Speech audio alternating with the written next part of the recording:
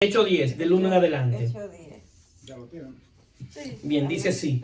Vamos a leer hasta el 6 y después vamos a seguir desarrollando. Dice: había en Cesarea un hombre llamado Cornelio, centurión de la compañía llamada La Italiana, piadoso y temeroso de Dios con toda su casa, y que hacía mucha limosna al pueblo y oraba a Dios siempre.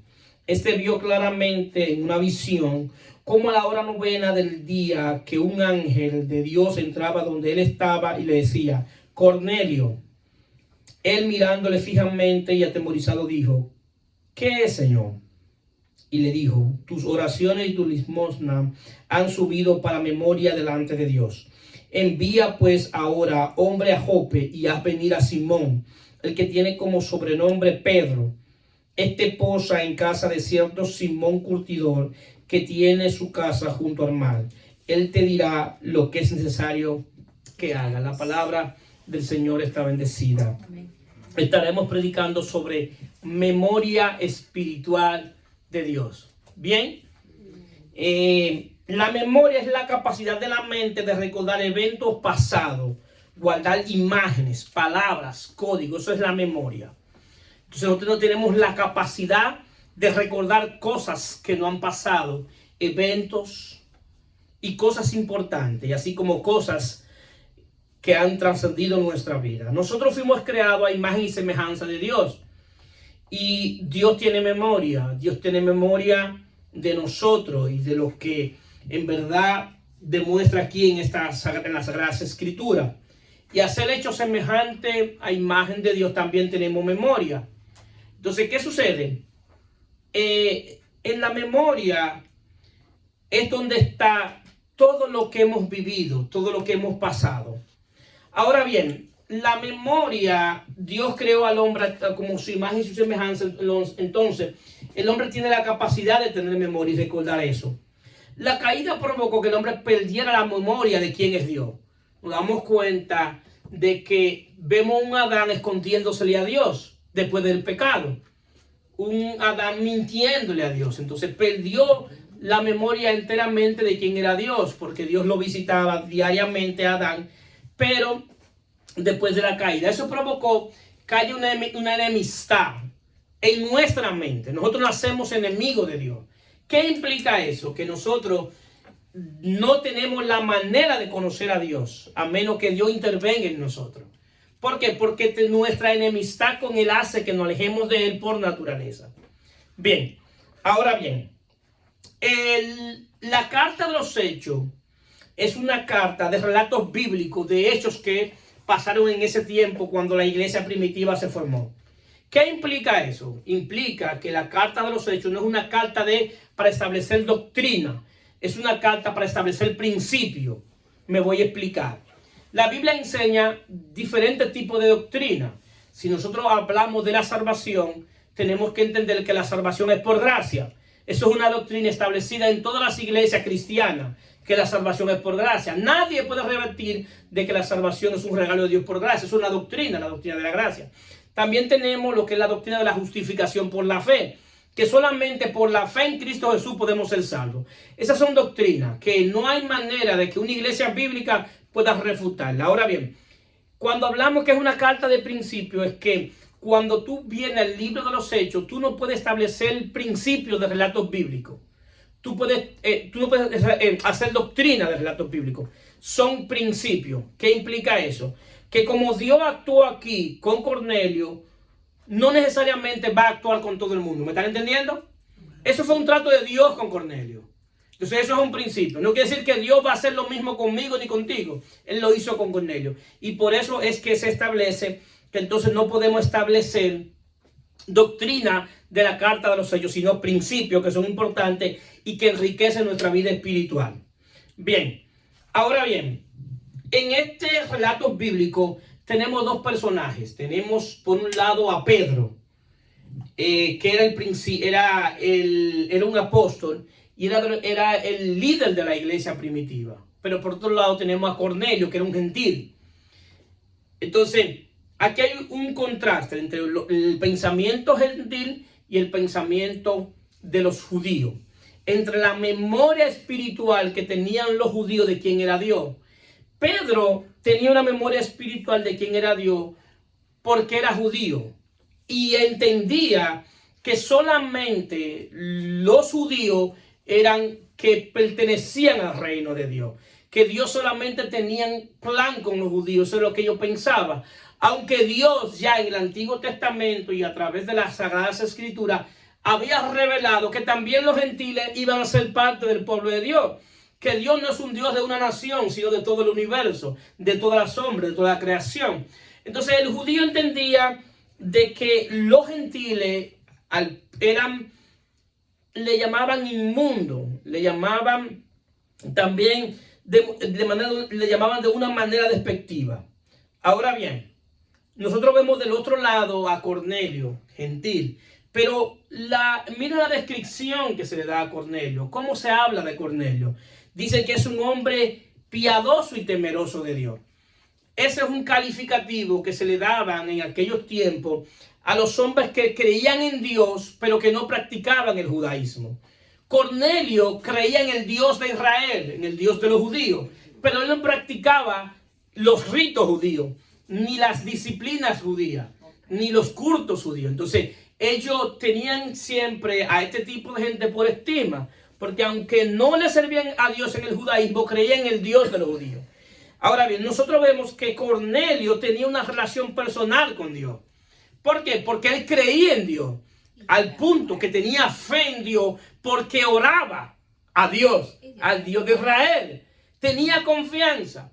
Ahora bien, esto es una manera de Dios demostrar de que Dios se revela como Él quiere, cuando Él quiere y a quien quiere. Porque aunque Cornelio oraba a Dios y daba limosna para la iglesia, Dios tuvo primero que revelársela a Cornelio para que Cornelio supiera que Él era el Dios verdadero. Que Cornelio supiera que podía orarle y confiar en Él. ¿Cuántos están aquí? Sí, amén. Es decir, que Dios es que se le revela a Cornelio. Pero Cornelio tiene una revelación personal de Dios. Y tiene memoria de quién es ese Dios. Al punto de que él va a orarle recordando que Dios contesta las oraciones. Que cuando él tiene una situación a donde él tiene que acudir, ¿donde quién es? Donde Dios. Ahora bien, ¿quién le enseñó eso a Cornelio? ¿Dónde Dios se lo enseñó? Algo tuvo que entender Cornelio para tener una relación con Dios.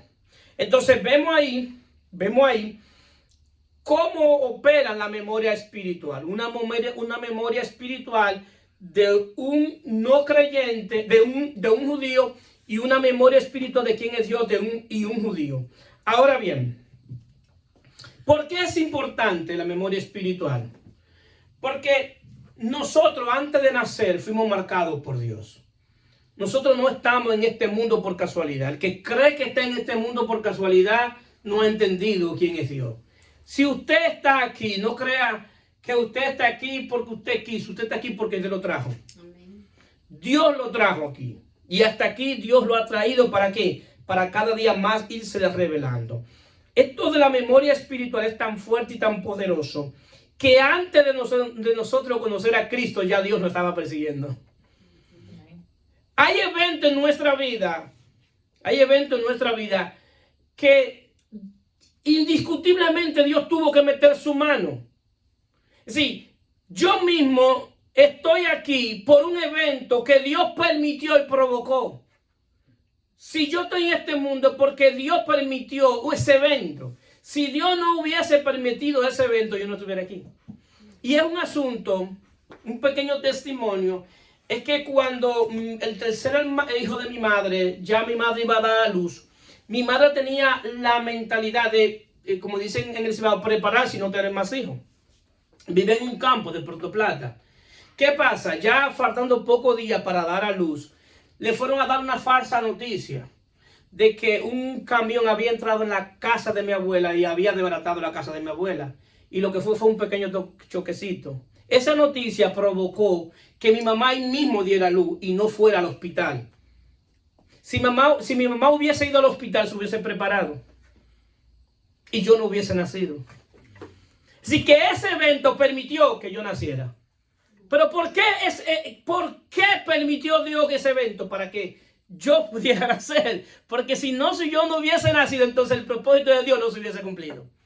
Entonces nos damos cuenta, desde ese momento, desde niño comenzaron a hacerme esa historia de que yo era para muchos un fruto de la casualidad.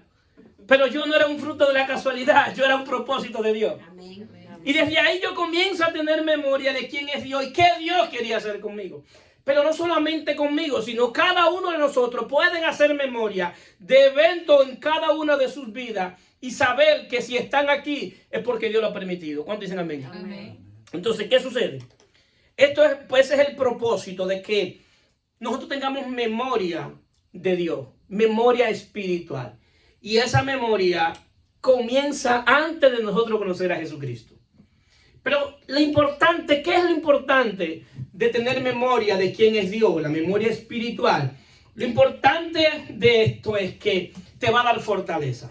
Y te va a permitir estar de pie en momentos difíciles, en momentos de batalla, en momentos de guerra. En 1 Samuel capítulo 17 vemos un evento de alguien que tenía memoria de quién era Dios. Y era David. David cuando va a pelear con Goliat, que todo el mundo lo desestimaba. Todo el mundo decía, ¿cómo es que tú vas a pelear con ese hombre? Con ese filisteo entrenado en batalla. Tú nunca has peleado, David, con nadie. ¿Cómo tú no sabes pelear? Ese hombre es experto, tiene todas las herramientas. Tú no tienes nada. Aún la armadura de Samuel te servía porque te hacía más pesado de Saúl, porque esa vestimenta de Saúl, al Saúl ser más grande que no le cabía a David. ¿Y cómo es que tú vas a pelear con este hombre experimentado? Y David saca una palabra, porque tenía memoria de quién era Dios. Párense ahí. Yo era pastor. Y cuando un oso venía a acabar con mis ovejas, yo me peleaba con el oso. Cuando un león venía, yo me peleaba con el león. Y si Dios me libró de osos y leones, ¿cuánto más Dios me va a librar de este incircunciso? Porque tenía memoria de quién era Dios y de la batalla que Dios lo había librado. Gloria a Dios. Aleluya. Aleluya. Aleluya. ¿Qué te digo con esto? Que si tú revisas en tu memoria cuántas batallas Dios te ha librado, de cuántas situaciones Dios te ha sacado, cuánto más ahora para decir Dios también de esta situación me va a librar. ¿Por qué? Porque tiene memoria de quién es Dios, de eventos del pasado donde tú has visto la mano de Dios. Ahora bien, es importante tener una revelación de Dios personal. Es una revelación donde Dios te revela de manera personal a cada uno de nosotros. Y Dios tiene el propósito de que nosotros les conozcamos. Si nosotros vemos, cuando Dios se les revela a Pablo, se les revela de una manera muy diferente a todos los demás. El Dios, para convencer a Pablo, tiene que llevarlo al tercer cielo y enseñarle cosas que él no pudo describir, al decir cosas que ojo no vio, ni el hombre ha escuchado. Es lo que Dios tiene preparado para los que le aman. Pero a mí no se me ha permitido hablar de esto, porque yo no quiero que la gente crea que porque yo tengo esta revelación de Dios soy más grande que los demás, al punto que se cree y se entiende que el aguijón que tiene Pablo es por el nivel de revelación que él tenía. Él tenía que tener un aguijón que lo mantuviera humilde, porque se podía enaltecer de tanto del nivel de revelación. Señor, imagínense ir al trono del tercer cielo y escuchar cantos celestiales que nadie ha escuchado, ver cosas que nadie ha visto. ¿Por qué? Porque Dios quería convencerlo de que Dios es real. A cada uno de nosotros Dios quiere convencerlo de que Él es real y que Él tiene propósito con nosotros y de que Él nos ama. Entonces, ¿qué pasa? Para eso Dios quiere que tengamos memoria de quién es Él y de recordar la victoria que Él nos ha dado. Pedro entendía como judío que solamente ellos eran el pueblo de Dios. Y no hicieron memoria de todo lo mismo que Jesús dijo, que hay ovejas de otro redil. ¿Acaso Pedro no escuchó eso? que había otro pueblo que también eran parte del pueblo de Dios. Esto hacía que los judíos se creyeran que eran más especiales que los demás. Y eso llega a muchas veces a que tenga la gente orgullo espiritual. Y repito, lo que dio la revelación de Dios de manera individual a cada uno de nosotros no es para que nos creamos que somos los últimos Coca-Cola del desierto o que somos mejores que los demás y comenzar a ver los otros por encima del hombro porque yo tengo una revelación que nadie la tiene, yo sé cosas que nadie lo tiene. No, no es para eso, no es para eso, es para Dios convencerte. Es para que esta revelación tú cada día más y más lo vayas conociendo. Ahora bien, en esta historia nosotros sabemos que mandaron a buscar a Pedro porque Dios tenía un propósito con Cornelio, que era gentil. Y cuando Pedro va de camino, una de las cosas que me llama la atención que es cuando él llega a la casa de Cornelio. En el 27 dice, y hablando con él entró y halló muchos que se habían reunido y le dijo, vosotros sabéis cuán abominable es para un varón judío juntarse o acercarse a un extranjero. Pero a mí me ha mostrado Dios que a ningún hombre llame común o inmundo, por lo cual al ser llamado vine sin replicar.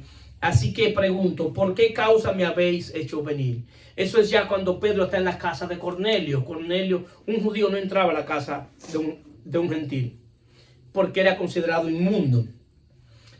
Pero me llama algo la atención de Cornelio, que Cornelio no fue egoísta del Dios que él había conocido, porque él reunió a más gente para que escucharan. ¿Cuántas veces nosotros somos egoístas y no compartimos el Dios que tenemos? Cuando nosotros conocemos al Dios que le servimos, tenemos que compartirlo. Tenemos que compartirlo. Él llamó a gente, vengan que hay algo que tienen que decirme. Hay algo que Dios tiene preparado, pero yo no lo quiero para mí solo. Ahí vemos el carácter del tipo de hombre que era Cornelio, que invitó a más gente para que escucharan el evangelio. Ahora bien, ¿qué era lo que Dios estaba haciendo? Estableciendo una relación con Cornelio. Ahora bien, para que haya una relación tiene que haber comunicación. ¿Cuándo están aquí? No hay manera de que tú establezcas una relación con alguien sin comunicárselo, sin tener una comunicación. En sí, no puede haber una relación sin comunicación. Ahora bien, la mala comunicación daña las relaciones, ¿verdad? Y la mala interpretación de la comunicación también daña las relaciones. Por eso, ¿qué Dios quiere? Establecer un sistema de comunicación correcto con cada uno de nosotros de manera individual. Dios quiere tener un sistema de comunicación de manera individual. Ojo, ojo. La Biblia es la manera donde Dios se revela y habla universalmente. La palabra de Dios que está en las Sagradas Escrituras fue escrita para mí, para ustedes y para todos los cristianos. Y va a decir lo mismo en cada Biblia. Pero es la manera universal de Dios hablarle al pueblo de Dios. Pero hay una manera individual que Dios te quiere hablar para establecer una relación con cada uno de nosotros. Esto es lo que se llama cuando Dios comienza a hacer una relación para comunicarse con nosotros y que podamos tener una comunicación que fluya, donde yo le hablo a Dios y Dios me contesta, pero Él me contesta de una manera que yo lo entiendo. Y no siempre Dios me va a hablar por medio de la Biblia. No siempre Dios me va a hablar por medio de un pastor. Dios va a utilizar el medio que Él tenga que utilizar para hablarte. ¿Cuánto estás aquí? Si Dios te puede hablar hoy a través de mí, y puede hablarte a través de la Biblia, y puede hablarte a través de un sueño, y puede hablarte a través de un hermano, y puede hablarte a través de un vecino. Dios elige cómo hablarte. ¿Por qué? Porque es una relación donde Dios y tú es para una dirección para tu propósito. Es para que tú para que puedas ser dirigido por el Espíritu de Dios. Entonces, hay lo que se llama en las Escrituras que debemos cada uno de manejarlo, lo que se llama códigos proféticos. Los códigos proféticos, cuando Dios te da un código de algo, que tú le oras a Dios o le pides algo a Dios y Dios te da un código para que dándote la respuesta de lo que tú estás pidiendo. Dios quiere hacernos inteligente en términos espirituales. Si nosotros nos damos cuenta, Dios le habló a Cornelio de manera directa. El ángel le habló a Cornelio de manera directa para dirigir a Cornelio a que fuera a mandar a buscar a Pedro. Pero sin embargo a Pedro no le habló así. Le dio un código profético. Eso de los códigos proféticos no es nuevo. Pero el día que aprendamos a manejarlo en términos espirituales, vamos a ser bien inteligentes y va a ser de mucho provecho. Los códigos espirituales no son nuevos, ni tampoco es del Nuevo Testamento. José manejaba códigos proféticos. Cuando le llevan el sueño a José del panadero y el copero, era un sueño que solamente José podía descifrar. ¿Por qué? Porque el Espíritu de Dios iluminó a José para decirle el significado del sueño. Es más, lo que hace que José salga de la cárcel es que poder manejar los códigos proféticos. ¿Por qué? Porque cuando él descifra de que el que iba a ser salvo era el copero y muerto el panadero, ese sueño es lo que lo lleva a que el día que el faraón tenga un sueño, lo llamen a él y lo saquen de la cárcel. Por eso es importante que podamos manejar los códigos proféticos. Porque el código profético te puede sacar de la cárcel. Te puede sacar de la cárcel. Ahora bien, eso también es más profundo, ese código profético. ¿Por qué? Porque él estaba anunciando la cena del Señor. ¿Cuántos fueron dos que tuvieron sueño? ¿Un copero? ¿Qué da el copero? Un panadero. ¿Qué da el copero? Vino. ¿Y el panadero? Es la cena del Señor. Él estaba anunciando la cena del Señor. Pan y vino. La cena del Señor la estaba anunciando. Estaba anunciando la gracia que se iba a manifestar en Cristo. Entonces, ¿qué sucede? Ahí es que quiero llevarlo. Que cuando manejes esos códigos, tú puedas poder entender lo que Dios te está diciendo. Entonces, si nosotros vemos aquí entonces que a Pedro le habla en un código profético. En el 10:9 dice: al día siguiente, mientras ellos iban por el camino y se acercaban a la ciudad, Pedro subió a la azotea para orar, cerca de la hora sexta, y tuvo gran hambre y quiso comer. Pero mientras se preparaba algo, le sobrevino un éxtasis y vio el cielo abierto y que descendía algo semejante a un gran lienzo, que atado de las cuatro puntas eran bajado a la tierra, el cual había de todos los cuadrúpedos terrestres y reptiles y aves del cielo. Y vino una gran voz: levántate, Pedro, mata y come.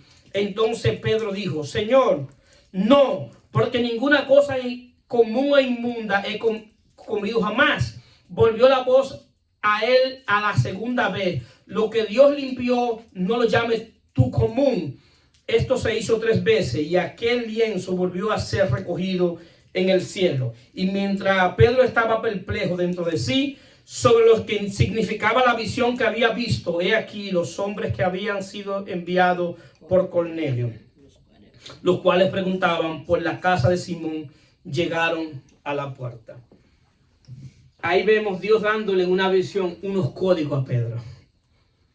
Le está hablando de animales inmundos. ¿Con qué comparaban los judíos a los gentiles? Con animales inmundos. Dios le estaba hablando a Pedro en un código de los gentiles. Y le utiliza una necesidad de Pedro, que tenía hambre. ¿Por qué Dios utiliza la necesidad de Pedro? Para llamar la atención de Pedro. Y Dios tiene que hablarle para hacerle entender. Y es lo que se llama hablar en ciencia. Que es cuando Dios te habla en ciencia, le habla a tu espíritu, no a tu mente. Porque Pedro inmediatamente la visión la relacionó con cosas humanas. Y lo que Dios quería era que relacionara esto con cosas espirituales. Y Pedro aún no entiende.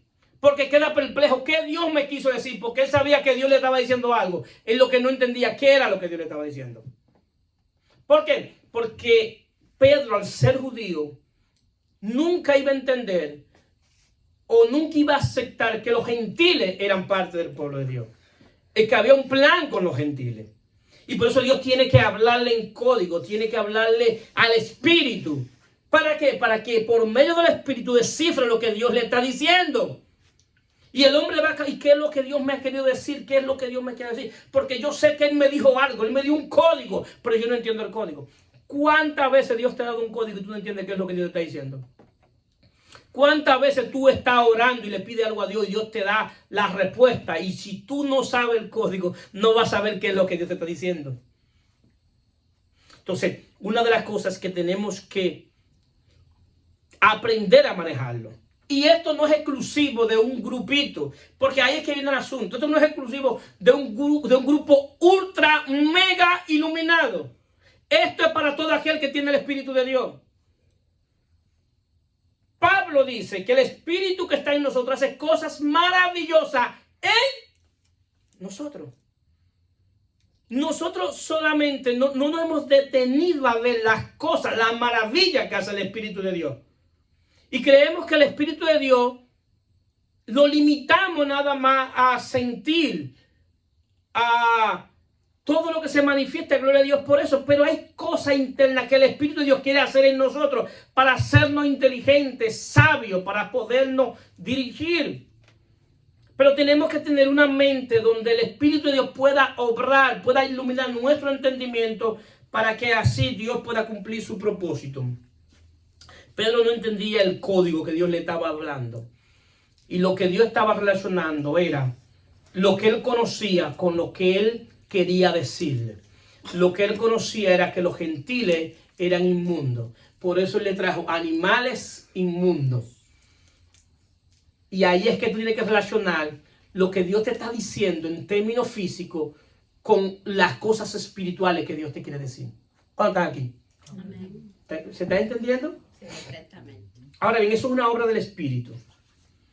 Es una obra que cuando Dios te lo dé, tú tienes que orarle a Dios y decir, ¿qué es lo que tú me estás diciendo? ¿Qué es lo que tú me quieres enseñar? ¿A dónde tú me quieres dirigir? Porque es algo que el quien tiene la interpretación es Dios. Entonces Dios es que tiene que darte la interpretación. Y no es algo estático. Dios va a utilizar cosas que tú sabes, de las cuales tú dominas. Sí, a los que trabajan con salones, Dios puede utilizar cosas de salones. Los que trabajan en factoría, Dios puede usar cosas con factoría. Los que trabajan con camiones, Dios puede utilizar cosas con camiones. ¿Por qué? Porque es lo que tú dominas. Amén. Ahora bien, aunque Cornelio tenía una revelación de Dios de manera particular, Dios tenía un propósito con Cornelio. Y es importante manejar esos códigos, y es importante la revelación individual que podamos, la revelación individual que tenemos, que tengamos con Dios. Pero Dios quería que Cornelio lo conociera partiendo del fundamento bíblico. ¿Por qué? Porque nada de esto puede sobrepasar el fundamento bíblico. No puede estar la revelación particular que podamos tener de Dios no puede estar por encima del fundamento. Amén.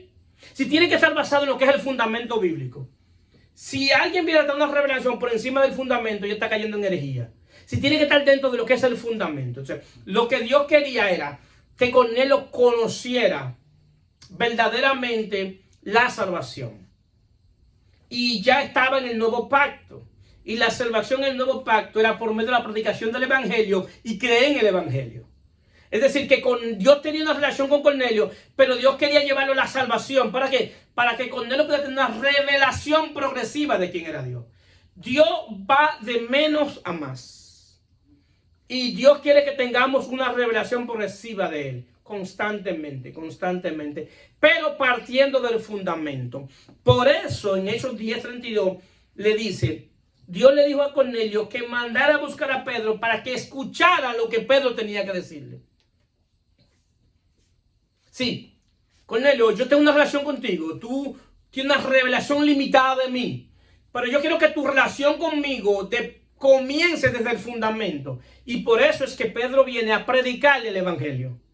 Y me doy cuenta que lo que Pedro le predica en el 10:34, entonces Pedro, abriendo la boca, dijo, en verdad aprendo que Dios no hace acepción de personas, sino que en toda nación se agrada de que le teman y hace justicia. Dios envió mensaje a los hijos de Israel anunciando el evangelio de la paz por medio de Jesucristo. Este es el Señor de todo. Le estaban presentando a Cornelio el fundamento de la fe que Cornelio tenía que tener. Que el fundamento de la fe era Jesucristo.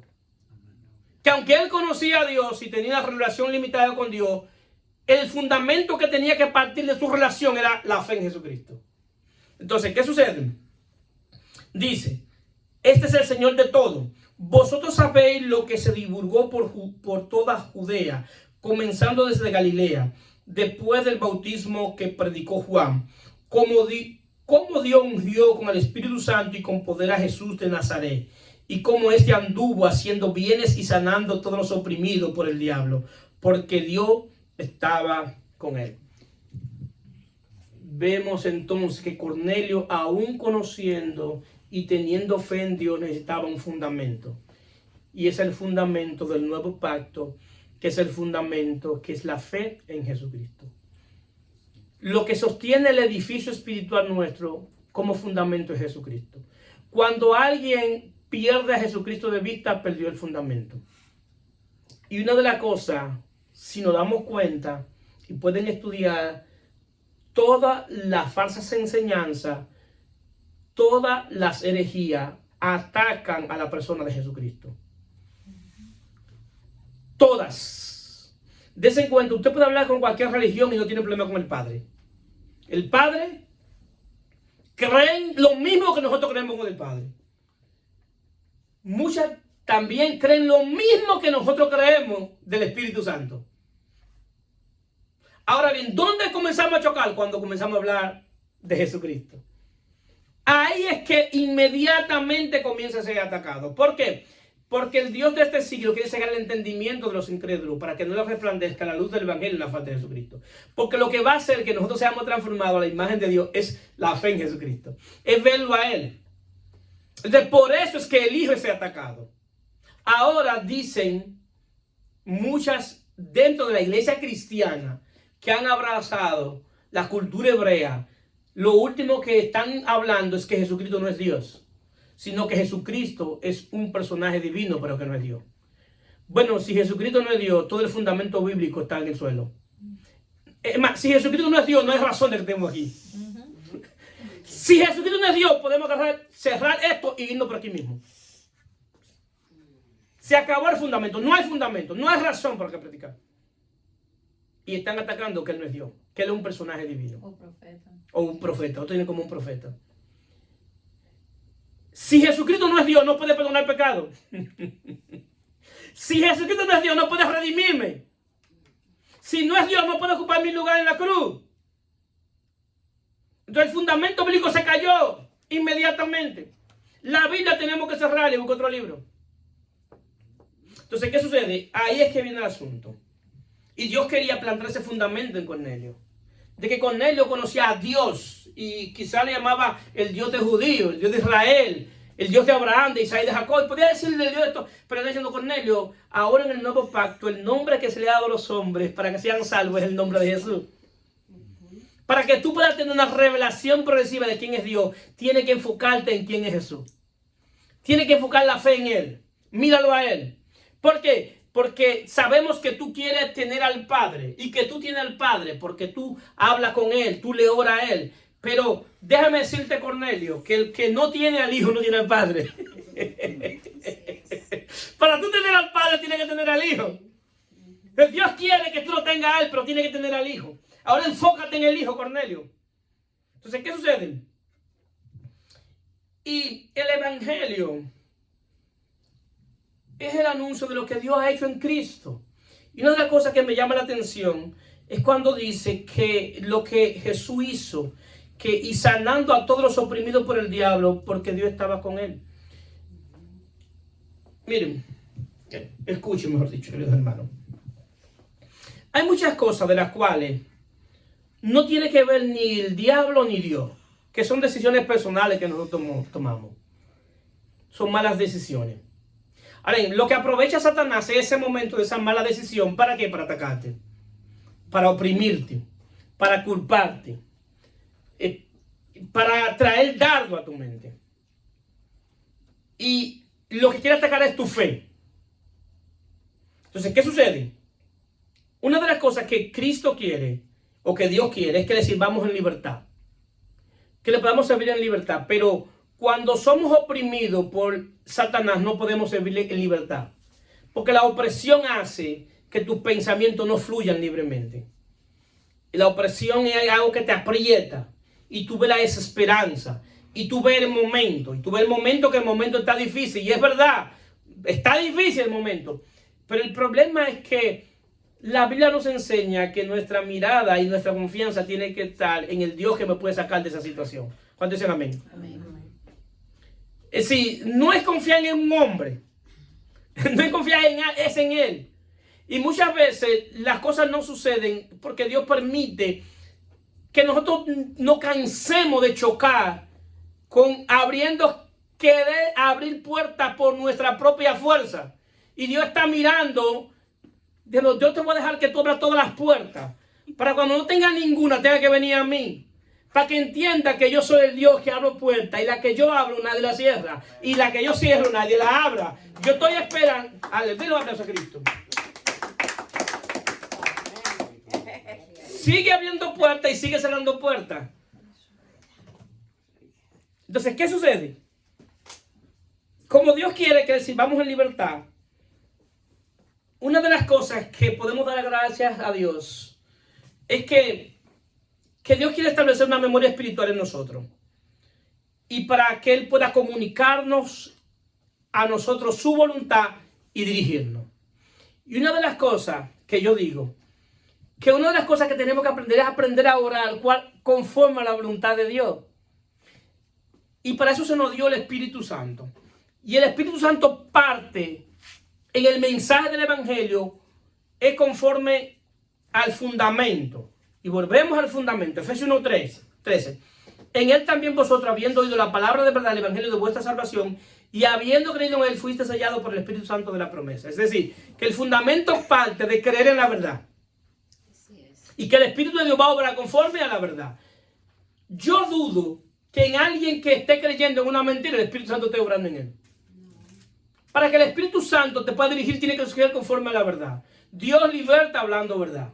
Al que el Hijo libertara verdaderamente será libre. ¿Por qué? Porque es libertarnos de esa opresión conforme a la verdad. ¿Qué sucede? Romanos 8, 13, 14 dice: porque si vivimos conforme a la carne, moriréis. Mas si por el Espíritu hacéis morir las obras de la carne, viviréis. Porque todos los que son guiados por el Espíritu son hijos de Dios. Hacer mi voluntad es una obra de la carne. Lo voy a repetir. Hacer mi voluntad es una obra de la carne. Quiero que lo asimilen. Hacer mi voluntad es una obra de la carne. Atrévase a repetirlo. Es una obra de la carne. Entonces, ¿qué sucede? Lo primero que yo tengo que hacer es hacer morir la obra de la carne. Es no hacer mi voluntad. Pastor, ¿es fácil? No, yo no estoy hablando que es fácil, pero es posible. Porque es por el Espíritu que tú lo vas a hacer. No es en tu fuerza, es en la fuerza de Él. Entonces, cuando tú quieras hacer lo que tú quieras hacer, que es tu voluntad, tú debes hacer morir tu voluntad por el Espíritu.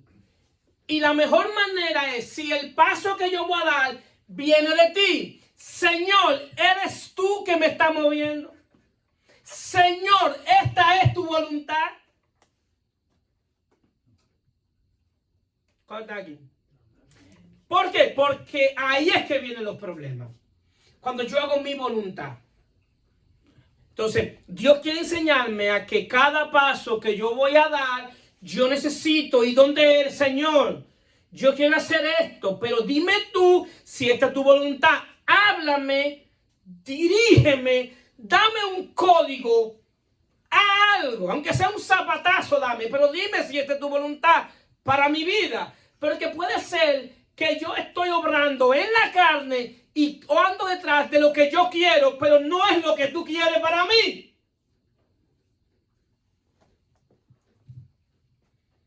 entonces ahí es que viene la parte donde yo voy a la presencia de Dios. Señor, te presento mi proyecto, te presento mi plan. ¿Tú estás de acuerdo? Porque por todo murió, para los que viven, ya no vivan para sí, sino por aquel que murió. Por aquel que murió por todo. Entonces, si yo estoy en el Espíritu y vivo por el Espíritu, yo debo vivir para Él. Es difícil, es verdad, pero es lo que enseña la Biblia. Porque es lo que enseña. Denle un aplauso a Cristo. Dame un poquito de agua, por favor. Es un momento difícil. Oh my God, porque ¿cómo yo voy a preguntarle al Señor? Señor, yo puedo hacer esto. ¿Y cómo Él me lo va a contestar? Él va a buscar la manera de cómo contestarle. Después que usted tenga confianza en Él, él va a contestarle. Porque lo que Él quiere es que tú hagas su voluntad. Y la voluntad de Dios no te la va a esconder. Miren, señores, a veces que la gente cree que para buscar la voluntad de Dios hay que meterse en una profundidad. Lo que Dios quiere es que nosotros hagamos su voluntad. Y si Él quiere que yo haga su voluntad, Él no puede esconderme su voluntad. Porque ¿en qué estamos? Si yo, ok, Ariel, haz mi voluntad. Ok, Señor. Pero está escondida. No, Señor. Si tú quieres que haga tu voluntad, tienes que ponérmela a un nivel que yo entienda tu voluntad. Ponme un sentir. Ponme un deseo. Dame una señal. Pon un deseo en mi corazón, un pensamiento. Dame un código. Háblame en oración. Háblame a través de alguien. Dime a través de alguien. Porque que yo estoy haciendo mi voluntad y estoy obrando en la carne. Entonces, ahora bien, hay un texto que yo creo que a partir de hoy yo voy a ver cómo lo imprime y lo voy a poner en mi espejo. Porque es un texto para que tengamos memorias espirituales de quién es Dios. Y yo lo voy a imprimir y lo voy a poner en mi espejo para cada día que me levante lo vea. Y es Romanos 5, 8 y 11. Dice así: mas Dios muestra su amor para con nosotros, que aun siendo pecadores, Cristo murió por nosotros. Pero mucho más, estando ya justificados por su sangre, por Él seremos salvos de la ira.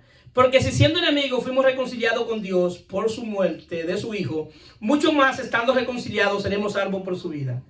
Y no solo esto, sino que también nos gloriamos en Dios por el Señor nuestro Jesucristo, por quien hemos recibido la hora de la reconciliación. Es decir, que si cuando yo era enemigo, Dios tenía cuidado de mí. Si cuando yo no la servía, Él tenía cuidado de mí, ¿cuánto más ahora? ¿Cuánto más ahora que le sirvo? Pero lo que va a hacer, que la ira no carga sobre nuestra vida, es la que tenemos la vida de Él. Porque ya la ira de Dios cayó sobre Él en la cruz. Ya nunca más la ira de Él va a caer sobre su Hijo. Ya de ahora en adelante nosotros conocemos a Cristo en gloria. Y es la vida de Él que va a impedir que la ira de Dios caiga sobre nosotros. Y en la reconciliación, una de las cosas que se restableció fue la comunicación de Dios con el hombre. Porque si nos damos cuenta, Dios, para hablarle al hombre a través de un pacto, y le hablaba al hombre desde afuera después de la caída, ahora nos habla a través del Espíritu desde adentro. ¿Por qué? Porque la reconciliación trajo el restablecimiento de la comunicación. Y hoy podemos entrar al trono de la gracia de nuestro Dios y Salvador Jesucristo y pedirle para que Él nos hable y nos dirija. ¿Para qué? Para que dejemos de andar en la carne y haciendo nuestra voluntad y hagamos la voluntad de Él. Amén. Amén. Que Dios le continúe bendiciendo.